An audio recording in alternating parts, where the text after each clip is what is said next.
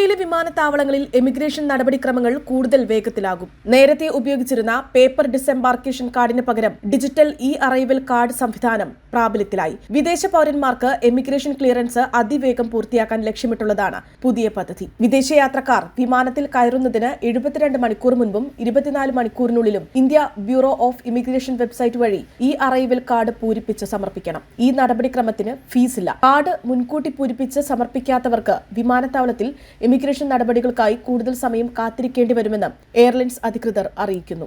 Passport number, ദേശീയത, സന്ദർശന ലക്ഷ്യം, ഇന്ത്യയിലെ വിലാസം, ബന്ധപ്പെടാനുള്ള വിവരങ്ങൾ തുടങ്ങി അടിസ്ഥാനപരമായ വിവരങ്ങൾ മാത്രമാണ് ഓൺലൈൻ ഫോമിൽ നൽകേണ്ടത്. രേഖകളൊന്നും അപ്ലോഡ് ചെയ്യേണ്ടതില്ല.